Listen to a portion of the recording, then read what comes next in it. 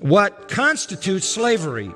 You were bought with a price. If there is a slave, let me tell you something, there is a Lord. If there is a slave, there is a master. If there's a master, there's a slave. You don't call yourself a master if you don't have a slave, and you're not a slave if you don't have a master.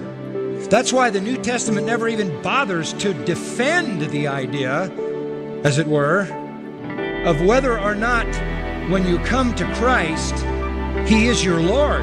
That is patently obvious. When you confess Jesus as Lord, you are at the same time confessing yourself as slave. A slave is someone whose life belongs totally to someone else.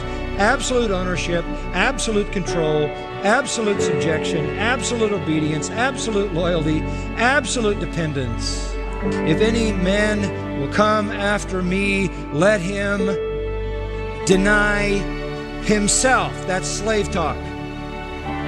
That's slave talk. Take up his cross and follow me. It's the end of you.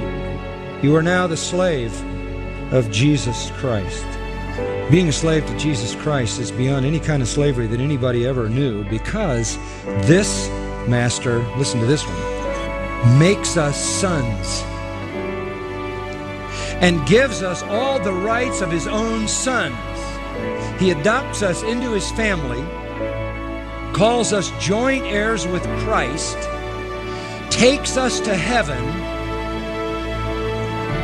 where we rule and reign from His own throne, and pours out all the lavish riches in His possession forever and ever and ever for our own unmitigated joy and His own glory. Who wouldn't want to be a slave under that master? What a joy to be a slave of Christ.